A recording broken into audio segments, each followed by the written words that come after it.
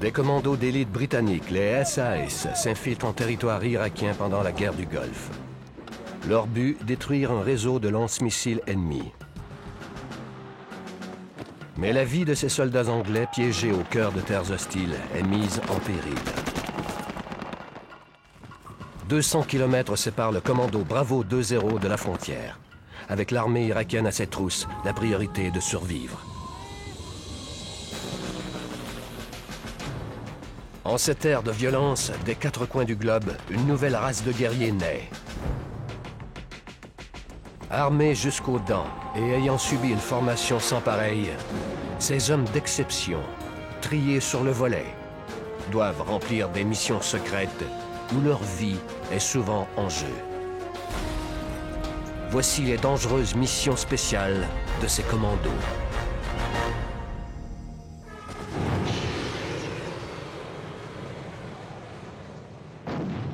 Le 17 janvier 1991, au Koweït, une coalition armée mise sur pied par le gouvernement américain lance une importante offensive aérienne contre l'envahisseur irakien. C'est le début de l'opération Desert Storm. Les missiles guidés par satellite ou par laser réduisent considérablement les risques de pertes humaines chez les Alliés. Une guerre propre et sophistiquée s'annonce. Le président irakien Saddam Hussein jure alors de se venger. Il lance des rafales continues de missiles Scud sur les villes d'Israël et d'Arabie Saoudite.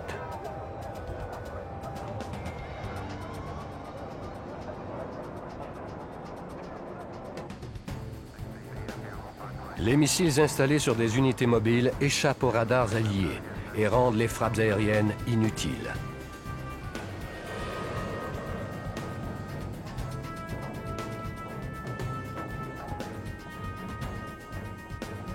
Les troupes terrestres semblent être la seule façon de détruire les missiles.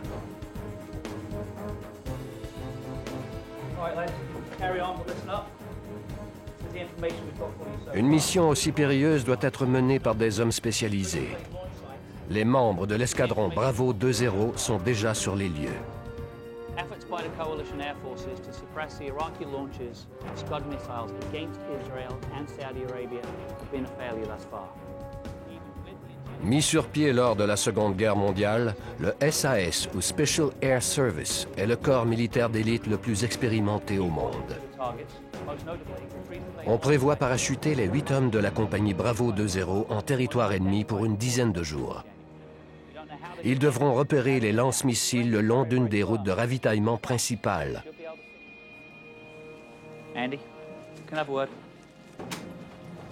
Le sergent Andy McNabb mène la mission. Ces hommes et lui doivent également sectionner un câble de fibre optique qui suit la route principale.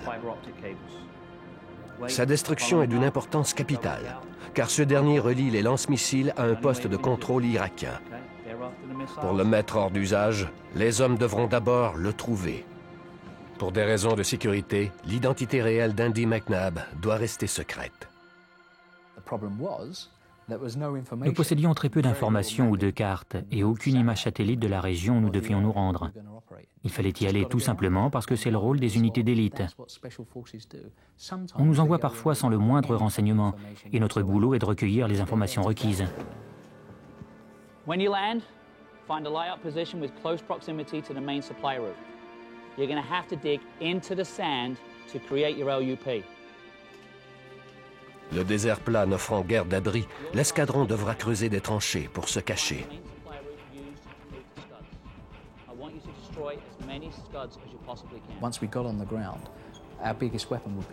La meilleure protection une fois au sol est de rester caché. C'est inutile de travailler le jour. Nous devons rester terrés dans notre trou jusqu'à la tombée du jour et opérer à l'obscurité. If we haven't heard from you within 48 hours, make your way back to the rendezvous point right here, and we'll have a helicopter there ready to come and meet you. Nous travaillons en petits groupes de 4 à 12 hommes et frappons des cibles très précises. Nous nous y rendons rapidement pour en repartir encore plus vite.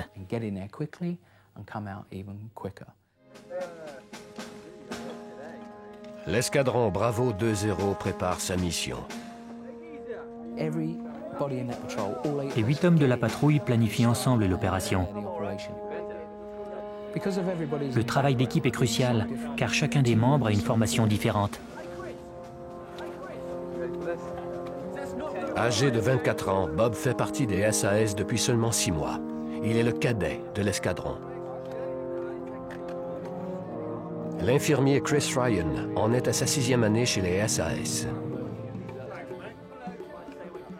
Mike est originaire de la Nouvelle-Zélande.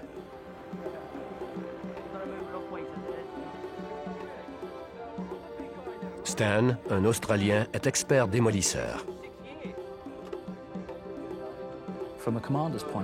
Le commandant profite de ses champs de compétences diversifiés.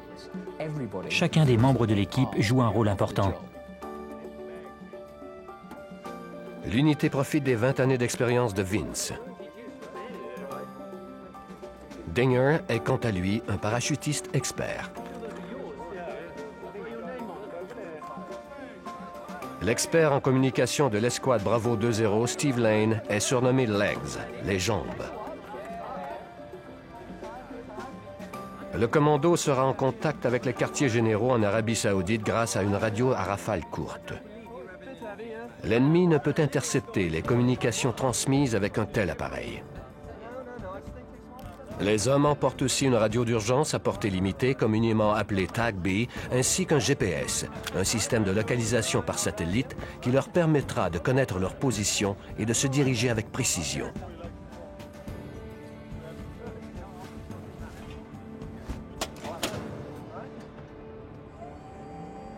Le 22 janvier, un hélicoptère s'envole pour l'Irak avec les SAS à son bord.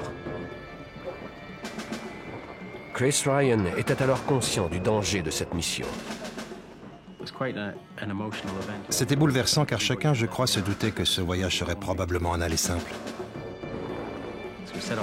Nous avons donc fait nos adieux et nous sommes montés à bord de l'hélicoptère en partance pour l'Irak.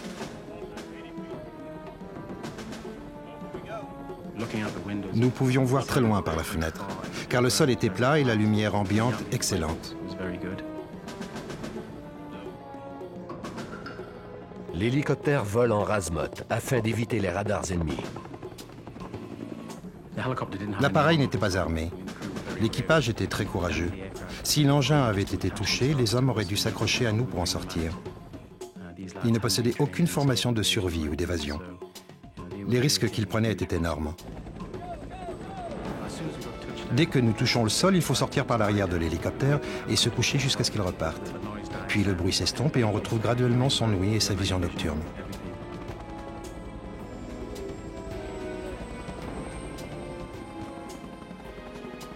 Deux hommes nous couvraient avec leurs mitraillettes à gauche et à droite, tandis que nous nous organisions.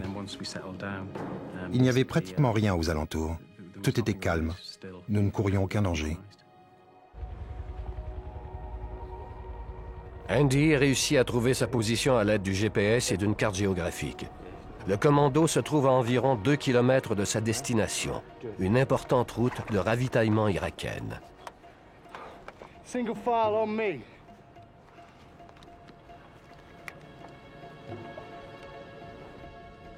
Les soldats sont armés jusqu'aux dents. Leurs mitraillettes M16 sont équipées de lance-grenades. Ils transportent aussi de puissantes armes anti-chars. Leur ceinture contient pour 2 semaines de munitions. Ils transportent les vivres, l'eau et leur équipement d'excavation dans des sacs à dos Bergen.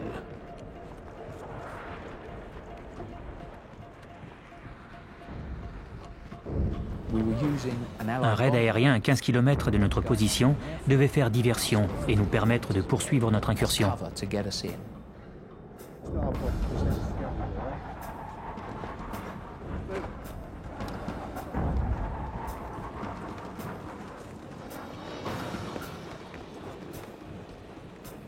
À 4h45, la patrouille rejoint la route de ravitaillement.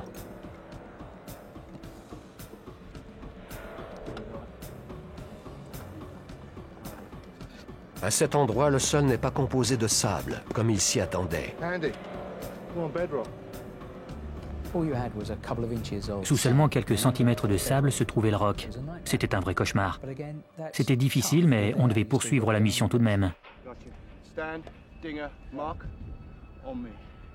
Andy part avec un petit groupe chercher une cache.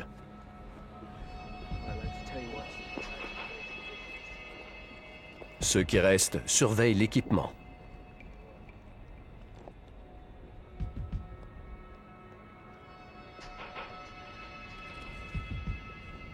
La petite patrouille trouve bientôt un lit de rivière asséché. Bien que l'endroit ne leur assure pas une très bonne protection, ils devront s'en satisfaire, car l'aube se lève bientôt.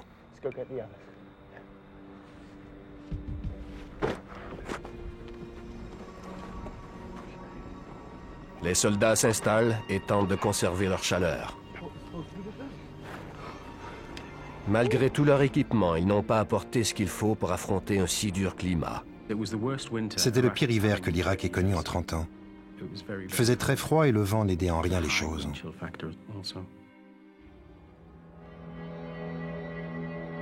À l'aube, Bob scrute attentivement le paysage. La voie semble libre. Andy doit contacter le quartier général SAS.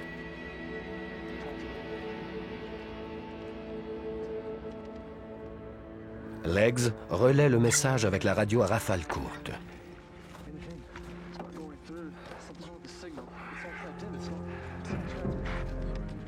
Rien ne fonctionne. Le déploiement a été trop hâtif et on a assigné les mauvaises fréquences à la radio.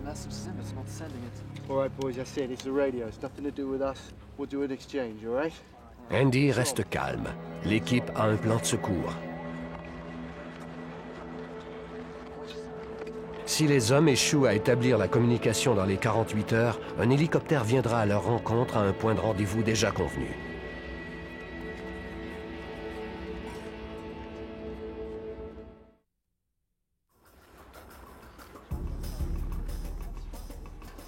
Au cours d'une mission en Irak, les SAS constatent que leur radio ne fonctionne pas.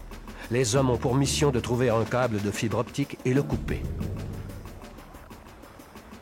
Nous ignorions où était le câble. Était-il dans un tuyau de béton à découvert ou avait-il été enfoui dans le sol? Nous n'en avions aucune idée.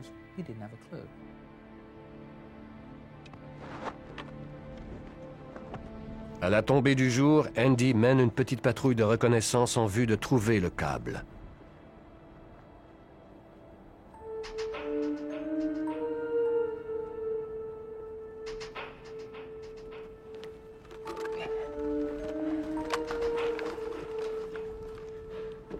En route, l'équipe croise une batterie anti-aérienne ennemie.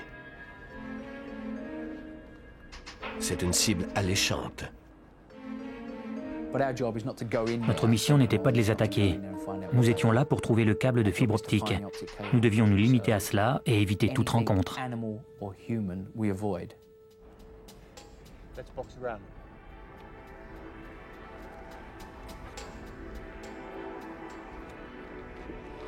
Ils contournent prudemment les Irakiens.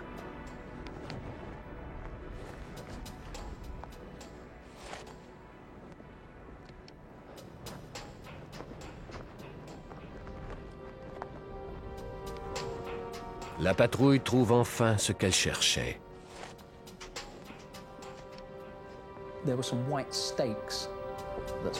Des piquets blancs étaient plantés dans le sable et nous étions convaincus qu'il s'agissait de balises pour le câble. Comme l'aube approchait, nous devions retourner à la cache. Il est maintenant trop tard pour détruire le câble. Les hommes devront revenir la nuit suivante.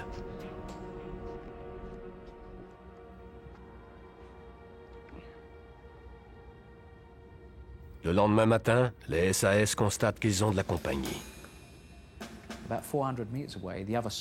Il y avait une batterie anti-aérienne à quelques 400 mètres de nous, de l'autre côté de la route de ravitaillement. Nous en avons déduit qu'il s'agissait des hommes que nous avions vus la nuit précédente. Ils s'étaient placés en position. Comme nous étions bien cachés, nous ne courions aucun danger. Il aurait été surprenant qu'ils envoient une patrouille ici, en plein cœur de leur pays. La mission se poursuivait comme prévu.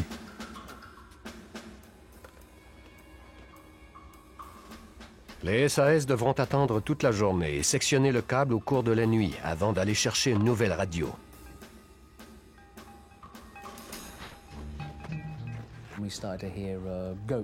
Nous avons alors entendu des chèvres marcher à 5 mètres au-dessus de nous.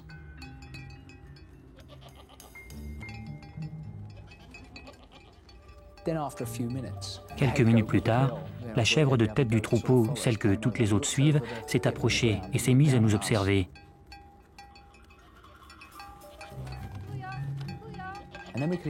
On a alors entendu la voix d'un garçon de 6 ou 7 ans.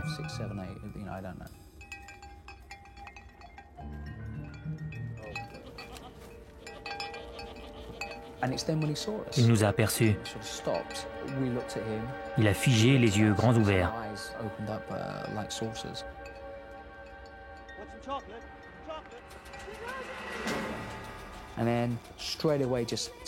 Il est parti comme une flèche vers les canons en criant. Des soldats irakiens campent à moins de 200 mètres de distance. L'entraînement des SAS inclut de nombreux plans d'évasion. Un wadi, un lit de rivière asséché, leur fournit une route de fuite. Chris Ryan prend la tête du peloton. Nous nous sommes mis en file simple et nous sommes restés collés sur la paroi gauche du wadi pour être hors de vue des soldats irakiens. Nous avons recouvert nos visages avec des foulards pour les berner. Nous nous disions qu'ils ne se douteraient jamais que des troupes de la coalition étaient aussi profondément entrées au cœur de l'Irak.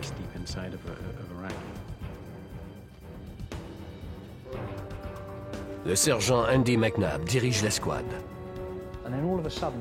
Puis, tout à coup, nous avons entendu des véhicules sur la route de ravitaillement à notre gauche.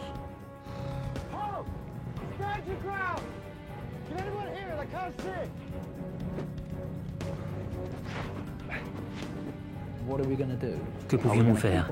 Tenter de les semer, c'était impossible. Alors j'ai donné l'ordre que nous gardions nos positions, car il n'y avait pas d'autre solution.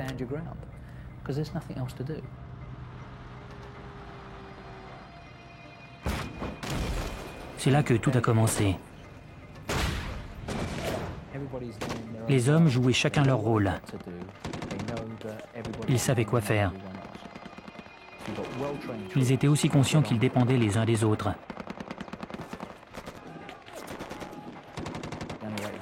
Ils sont passés à l'action. La seule façon de s'en sortir était d'affronter l'ennemi.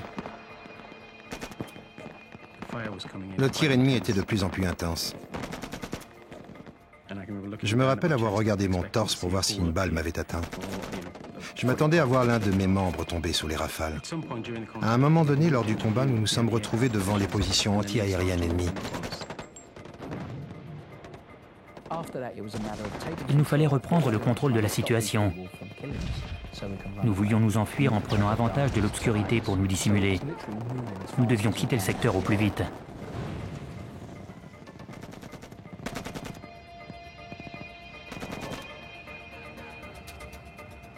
Grâce à la supériorité de leur puissance de tir, les SAS réussissent à décimer le peloton ennemi en entier.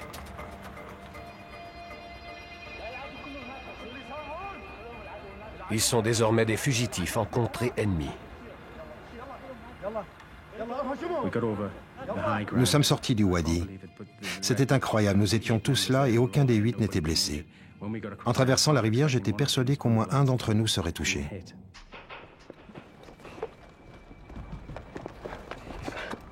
Le commando parcourt ensuite près de 15 km avant le lever du jour.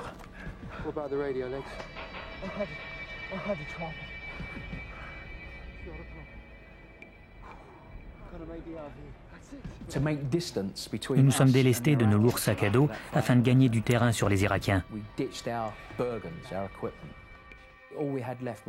Nous n'avons gardé que l'essentiel, soit nos munitions et de l'eau.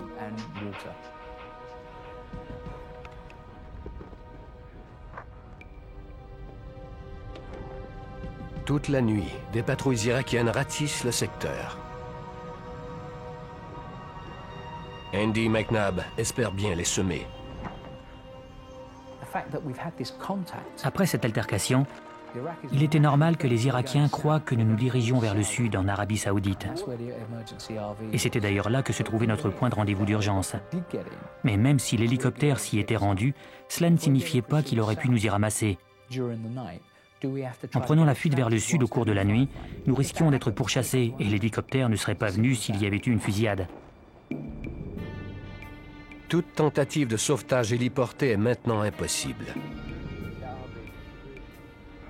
L'unique option du commando, traverser la frontière syrienne qui est située à plus de 175 km de distance au nord-ouest.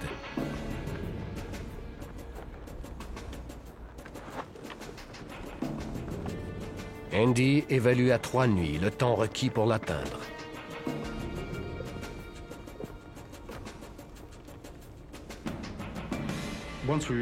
Lorsque nous avons compris que nous étions devenus des fugitifs, nous avons adapté notre stratégie en conséquence.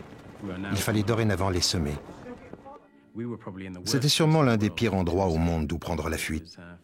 Le sol était du roc et on ne pouvait pas se dissimuler dans des buissons. Nous n'avions aucune couverture. Il n'y avait pas de cours d'eau non plus et il était très ardu de marcher et de s'orienter sur cette surface dure. Après 50 km, Andy s'aperçoit que Vince et Stan ont pris du retard. Vince est blessé à la jambe.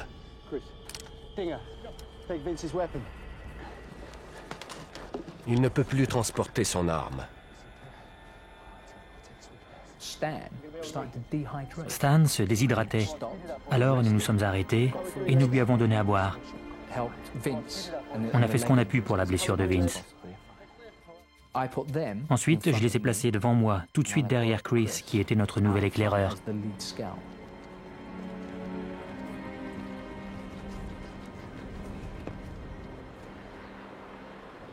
Un nouveau danger guette les SAS vers le nord, l'hypothermie. La température était horrible cette nuit-là. Il y avait de violentes bourrasques et la température baissait rapidement.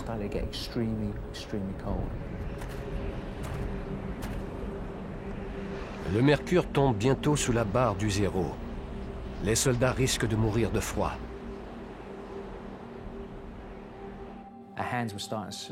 Nous avions des engelures aux doigts et nos écharpes étaient gelées à cause de l'humidité causée par notre respiration.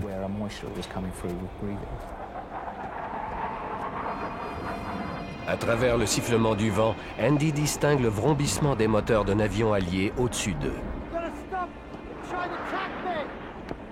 Il demande alors à Vince de retransmettre le message aux autres SAS. Il désire utiliser la radio d'urgence pour contacter l'avion.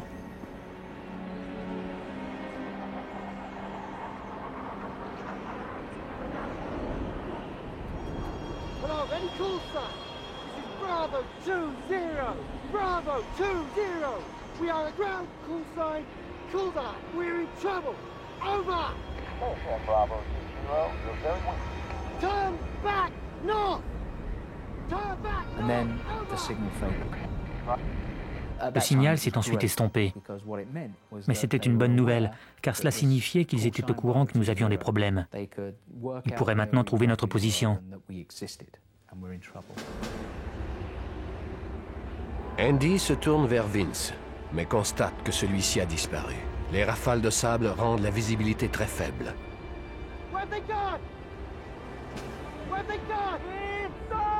Chris, Stan et Vince sont introuvables. 2 d'entre eux sont blessés. Sans les GPS, ils sont perdus. Le mercure est maintenant sous le point de congélation et Andy doit retrouver ses coéquipiers au plus vite.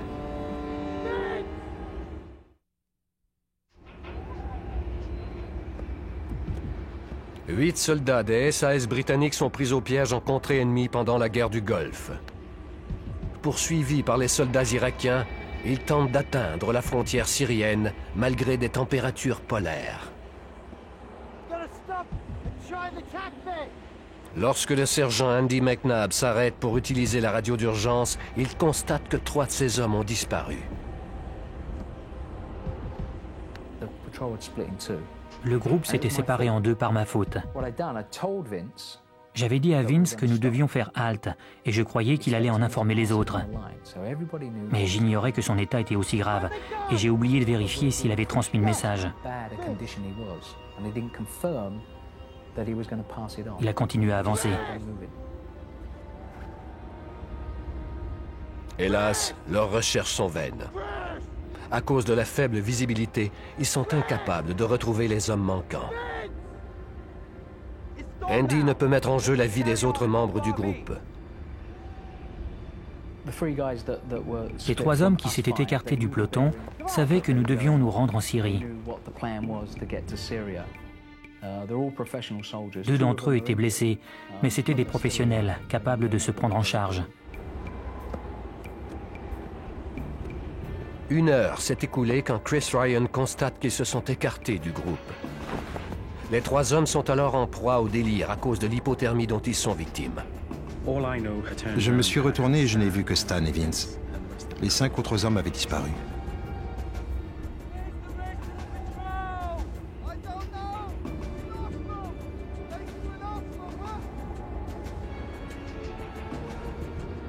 Chris, l'infirmier, doit maintenant s'occuper des 2 blessés. Malgré mon équipement de vision de nuit, il m'était impossible de discerner quoi que ce soit dans la tempête de sable. Nous n'étions plus que 3 hommes avec 2 armes. J'étais très inquiet. L'autre groupe disposait des mitrailleuses et du GPS.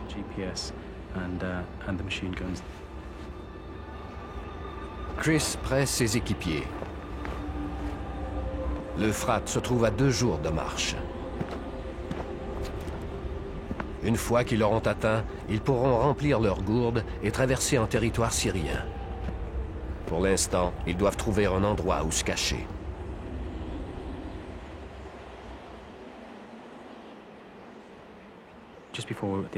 Peu avant l'aube, nous avons remarqué qu'il y avait un soubassement sous une citerne. Ce petit fossé pouvait nous servir de cache.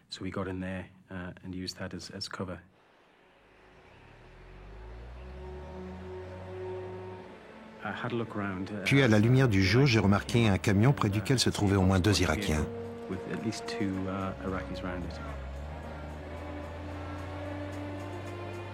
La vie de Chris et de ses compagnons est en péril en raison du vent glacial. Mais les 3 hommes doivent rester immobiles.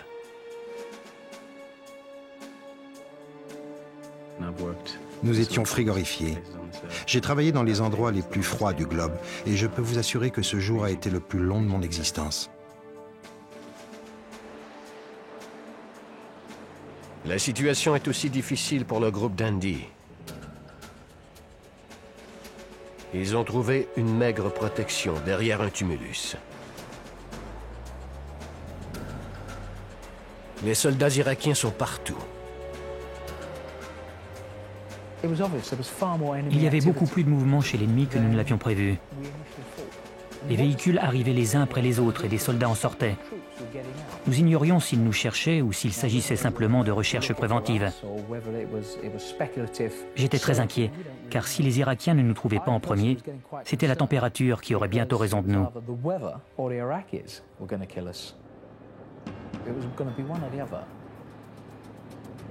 Andy aperçoit alors une route asphaltée à moins de 2 km de leur cache. S'ils réussissent à l'atteindre, ils pourront peut-être s'emparer d'un véhicule.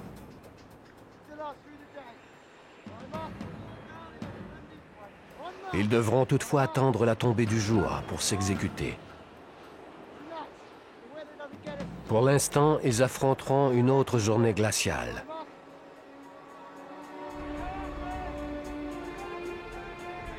Dès que la nuit arrive, Chris et son équipe quittent le fossé. La tempête continue de battre son plein. Stan se remet peu à peu de sa déshydratation, mais l'état de Vince ne cesse d'empirer.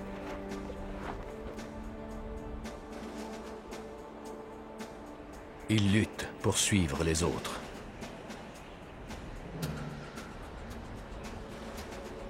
Lorsque ses coéquipiers Chris et Stan constatent sa disparition, il est déjà trop tard. Il est nulle part en vue. La situation est désespérée. Les patrouilles irakiennes se rapprochent d'eux et Chris Ryan doit prendre une décision difficile. Nous avons abandonné les recherches pour ne pas revenir en territoire ennemi. Vince était peut-être parti vers la gauche ou la droite, enfin n'importe où. Je crois sincèrement qu'il s'est étendu sur le sable et qu'il s'est assoupi pour la dernière fois au cours de cette nuit.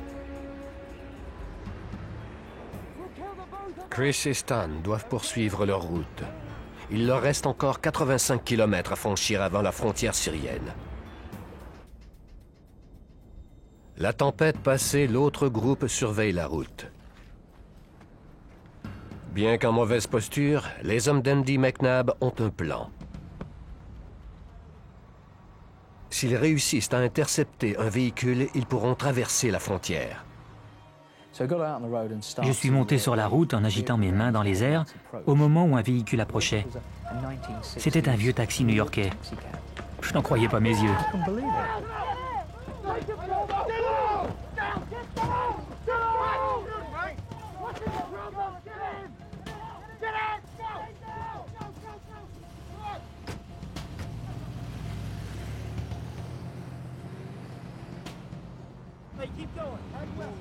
Les SAS filent vers le nord-ouest. Un peu moins de 60 km les séparent de la frontière. Pas très loin de là, Chris et Stan ont de graves problèmes. Ils sont tous les deux épuisés et déshydratés. Un berger irakien s'approche alors d'eux.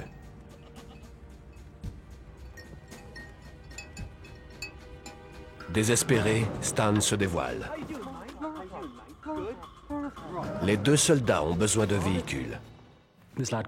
Stan lui demandait s'il avait un véhicule ou un tracteur, mais nous ne parlions pas l'arabe et lui ne comprenait pas l'anglais.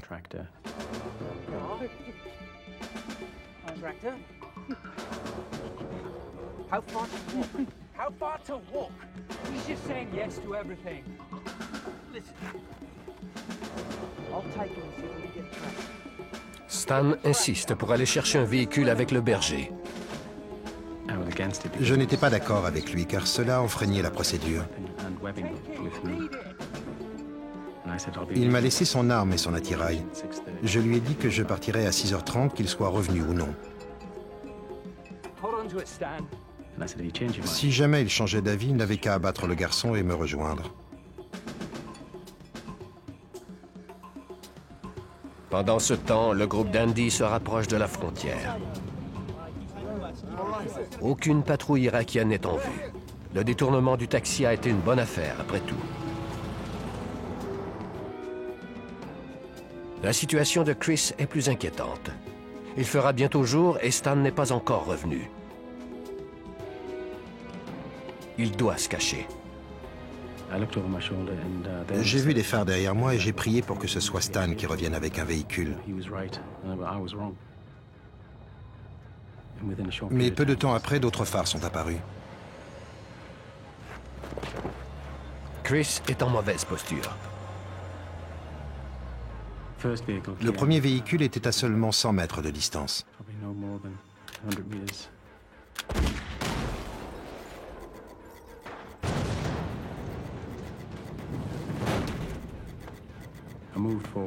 Je me suis avancé et j'ai tiré en rafale sur les deux véhicules.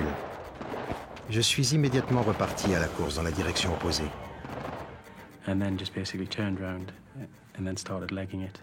Ils n'ont pas répliqué.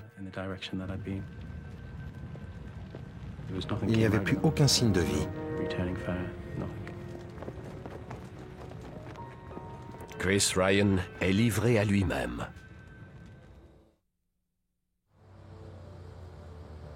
Le sergent Andy McNabb et ses hommes du SAS ne sont plus qu'à quelques kilomètres de la Syrie et de leur salut. Comme nous n'avions pas d'itinéraire précis, nous nous contentions d'aller vers le nord-ouest. En arrivant à un carrefour, nous empruntions le chemin qui menait dans cette direction, avec la seule idée de traverser la frontière.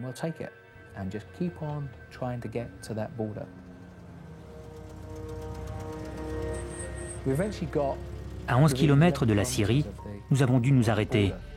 Il y avait là un poste de vérification routière. et les soldats irakiens examinaient chacun des véhicules, qu'ils soient des camions-citernes ou de simples automobiles. Ils arriveraient tôt ou tard à notre taxi.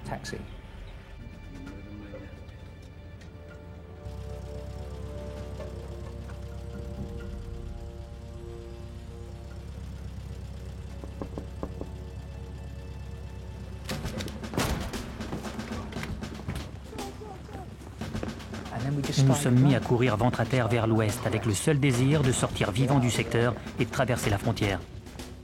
Elle était si proche, on y était presque. Seul le fleuve Euphrate sépare les hommes du SAS de la frontière. Lorsque nous avons réussi à échapper à ce chaos, nous nous sommes arrêtés. Andy et Mark cherchent l'endroit le plus étroit du fleuve où ils pourront traverser. Il nous fallait le traverser, sans quoi nous allions certainement mourir. Il y avait beaucoup trop d'activités ennemies.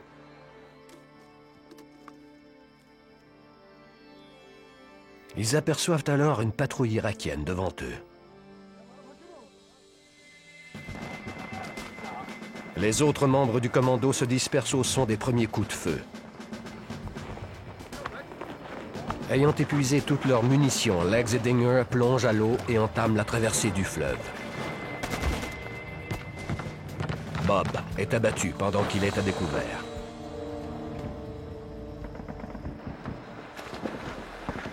Legs et Dinger touchent enfin l'autre rive.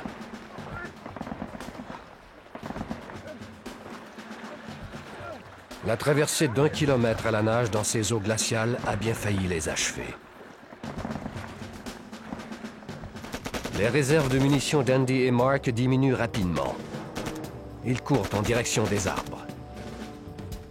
Nous nous sommes retrouvés à découvert à seulement 5 mètres d'eux près de la lisière d'une forêt.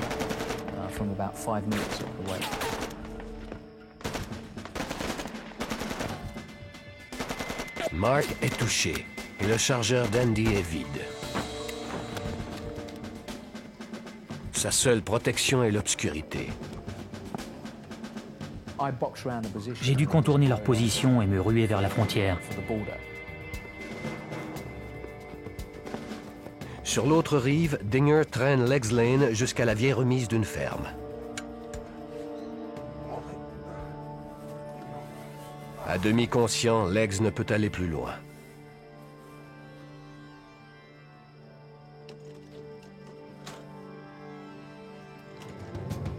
Quelques minutes s'écoulent avant que des Irakiens ne s'approchent du petit bâtiment. Certains sont armés de AK-47. Si Dinger veut que Legs et lui aient la vie sauve, il ne lui reste plus qu'une carte à jouer. Il tente d'éloigner les Irakiens en s'échappant.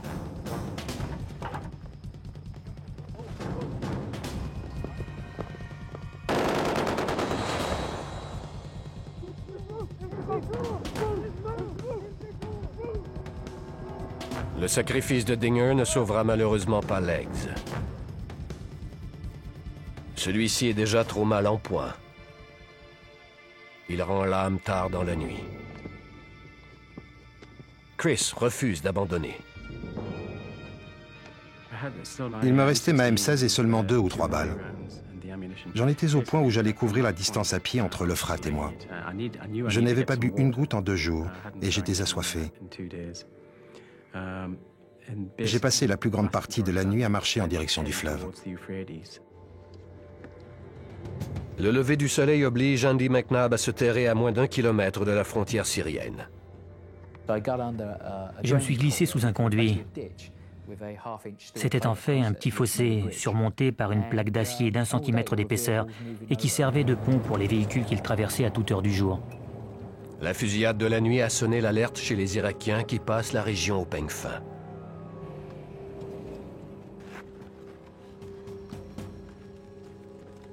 Ils inspectent méticuleusement tous les endroits qui peuvent servir de cache.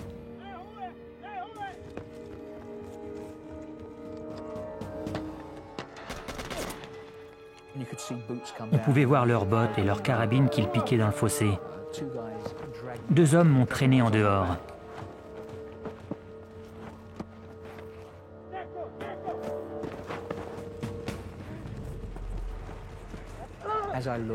En levant les yeux, j'ai aperçu les plateaux de la Syrie, que je ne pouvais voir plus tôt à cause de l'obscurité. Tout ce temps, j'avais été si près du but.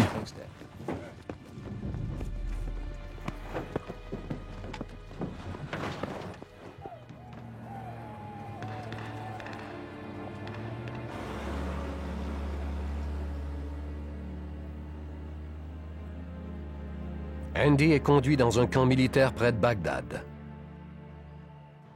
À son arrivée, il apprend que 2 de ses coéquipiers y sont déjà. Stan a été capturé en tentant de s'emparer d'un véhicule. Quant à Dinger, il a été fait prisonnier en essayant de sauver la vie de son coéquipier et ami Legs Lane. Les 3 soldats font maintenant face à la dure médecine des interrogateurs irakiens. Tout le temps que j'ai passé au centre de détention, du moins après les 5 premiers jours, j'ai cru que nous n'allions pas sortir de là vivants.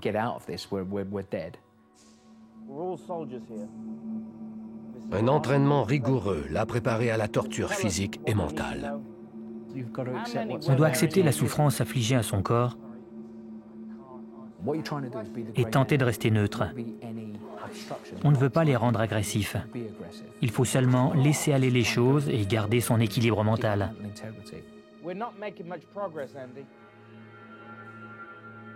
Andy leur offre finalement une histoire de rechange. Il leur raconte qu'ils sont des médecins et qu'ils ont été séparés de leur compagnie. Cette histoire laisse les Irakiens sur leur faim.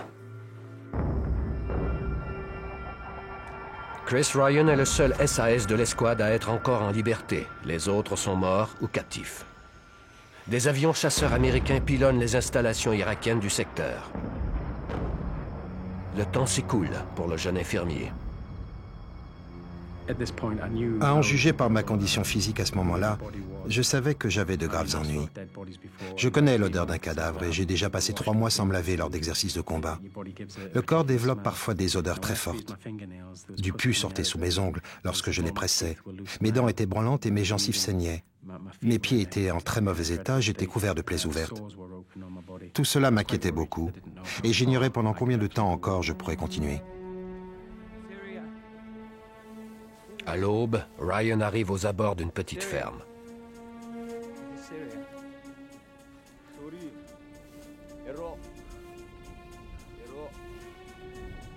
Chris Ryan vient d'accomplir l'impossible. Il a franchi plus de 280 km en 7 nuits avant de retrouver la liberté en Syrie, et ce, sans vivre ni eau. Au même moment, près de Bagdad, 3 de ses camarades sont toujours retenus prisonniers. La situation dans laquelle ils sont n'est guère réjouissante. Leurs cellules sont crasseuses et l'air y est glacé. On les bat à plusieurs reprises.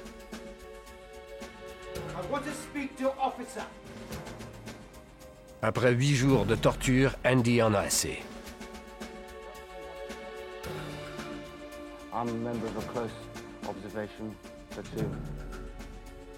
Andy sait que les Irakiens ont déjà reçu des informations à leur sujet et il leur raconte une version modifiée de la vérité, en incluant des détails qui pourront corroborer ses dires.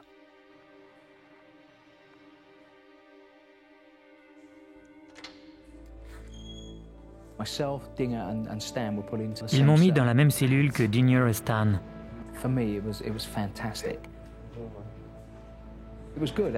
Ça nous a permis de faire le point sur toute cette histoire.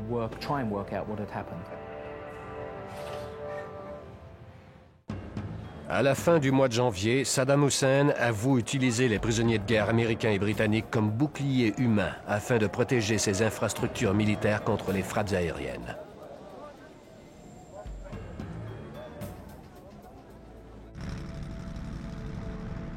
La coalition riposte en déclenchant la plus vaste opération terrestre depuis la guerre du Vietnam. Il ne faut que 2 jours aux Alliés pour écraser les dernières troupes de Saddam Hussein. Le dictateur irakien s'avoue rapidement vaincu et retire définitivement ses troupes du Koweït le 26 février 1991.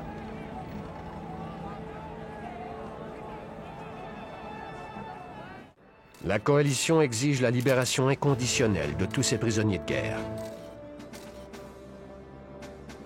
Les 3 soldats des SAS sont relâchés 10 jours plus tard. Au poste de la Croix-Rouge de Bagdad, Andy retrouve, étonné, son coéquipier Mark. Il a seulement été blessé lors de la fusillade.